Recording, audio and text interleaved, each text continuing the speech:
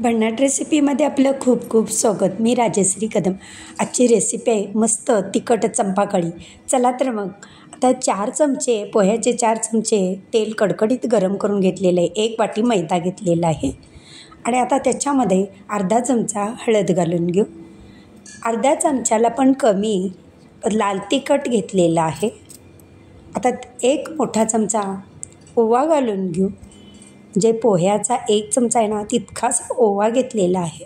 थोडंसं हातावरती क्रश करून घालायचं आहे आणि व्यवस्थित आता हे पिठामध्ये टाकून द्यायचं आहे. चवीनुसार मीठ घालून घेऊ आणि पिठाला चांगलं जे मोहन आहे ते चोळून घ्यायचं आहे.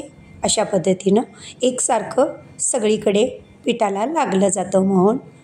आणि आता थोडं थोडं पाणी घालून पीठ घट्ट मळून घ्यायचं आहे आणि मळल्यानंतर 5 मिनटं पीठ रेस्ट करायला ठेवायचं, म्हणजे छान असं पीठ मऊ होतं. आता काय करायचं आहे, हे पीठ आपलं आता मळून झालेलं आहे आणि आता त्याचा छोटासा गोळा काढून घेऊ आपण. पुरी एवढा गोळा काढायचा आहे आणि तो पुरीपेक्षा थोडासा मोठा लाटून घ्यायचा आहे आणि जेवढं पातळ होईल तितका पातळ आपण लाटून घेऊ. आणि इतके चवीला भन्नाट हे चंपाकळी लागते ना, तिखट मस्त लागते. गोड देखील तितकीच चांगली लागते. तर तुम्हाला कुठली आवडते मला कमेंटमध्ये सांगायला विसरू नका. आणि आता ही अशी मोठी पोळीला म्हणजे पुरीपेक्षा थोडीशी मोठी लाटून घेतलेली आहे. आता काय करायचं आहे, सुरी घ्यायची आपल्याला आणि सुरीच्या टोकाने ह्याला मस्त असं चिरा पाडून घ्यायचे आहेत. म्हणजे असं धारदार सुरीने छान असं जेवढं बारीक नाजूक आपण त्याला चीर देईल तितकी छान असं सुरेख चंपाकळी तयार होते. आणि परत कडेपर्यंत नाही कट करायचं, थोडंसं ठेवायचं अंतर आणि मधी कट करून घ्यायचं आहे. हे अशा पद्धतीनं. आणि मस्त या चवीला भन्नाट लागतात, महिनाभर टिकतात आणि लहान मुलांना म्हणा मोठ्यांना म्हणा सर्वांनाच मधल्या वेळेस खायला तुम्ही देऊ शकता बनवून.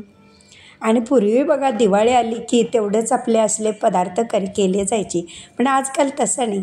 बाप्पाला नैवेद्य वेगवेगळे दाखवले जाते. आता हलगत हाताने थोडंसं असं रोल करून घ्यायचं आहे. आणि आता आपण काय करायचं आहे, साईडच्या कडा आहेत ना आपण पकडायच्या आणि असं गोल गोल गोल गोल आता रोल करून घ्यायचं आहे. म्हणजे छान त्या चंपाकळीला आकार येतो. अशा पद्धतीने अलगद असं आपण सुट्टे करून घ्यायचं. ते चिटकलेलं आहे ना ते आपण असं करून घ्यायचं. आता साईडच्या टोका जे आहेत आपण थोडंसं त्याला पीळ देऊन घेऊ. म्हणजे मस्त त्या चंपाकळी फूल असतं ना त्याप्रमाणे ते तेलामध्ये असं उमललं जातं मस्त.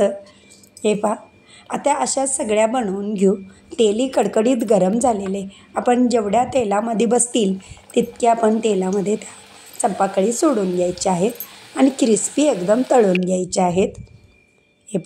आणि मस्त फुलल्या बघा, आतून कशा सुट्या दिसतात की नाही. खरंच चंपाकळी फुलासारखी वाटते की नाही. आणि तुम्हाला कुठली आवडते, गोड की तिखट, मला कमेंट करायला विसरू नका. आता या पलटी करून घेऊ. अलगदपणे पलटी करायची आहे आणि पटकन होतात, फार असा वेळ लागत नाही चंपाकळी करायला. आणि आता या क्रिस्पी तळून झालेल्या आपण काय करायचं आहे, मस्त ताटामध्ये आता या काढून घेऊ तळलेल्या. आता या आपण तळलेल्या काढून घेऊ ताटामध्ये. कुरकुरीत मस्त क्रिस्पी झालेल्या आहेत. अशाच पद्धतीने सगळ्या तळून घेऊ आणि 10 ते 15 मिनटामध्ये ह्या आपल्या बनून तयार होतात आणि एका वाटीमध्ये भरपूर असे होतात चंपाकळी. आता या आणि अशाच आता त्या बाकीच्या पण आहेत. असं क्रिस्पी तळून घेऊ. चवीला तर दिसायला तर खूप छान दिसतात, चवीला तितक्याच भन्नाट लागतात या चंपाकळी. आता ही सुद्धा तळून झालेली आहे. आपण मस्त आता प्लेटिंग करून घेऊ. तळलेले हे दिसायला किती सुरेख वाटतात ना. अशा सगळ्या बनवून घेतलेल्या आपण आता प्लेटिंग करून घेणार आहोत. मग तुम्ही सॉसबरोबर सुद्धा खाऊ शकता, अशाच पण खाऊ शकता. तुम्हाला कशा आवडतात त्याप्रमाणे तुम्ही खाऊ शकता. आता या अशा काढून घ्यायच्या आहेत आणि तुम्हाला दाखवते इतक्या छान सुंदर त्या चंपाकळीला आकार आलेला आहे. दिसायला मस्त, बघूनच खावंसं वाटतं. इतक्या छान त्या आपल्या सुरेख चंपाकळी तयार झालेले आहेत पहा. माझी रेसिपी व पदार्थ आवडल्या चॅनलला सबस्क्राईब करा, बेल आयकॉन दाबा, लाईक करा, इतरांना शेअर करण्याचं विसरू नका, तसेच कमेंट करण्याचं विसरू नका.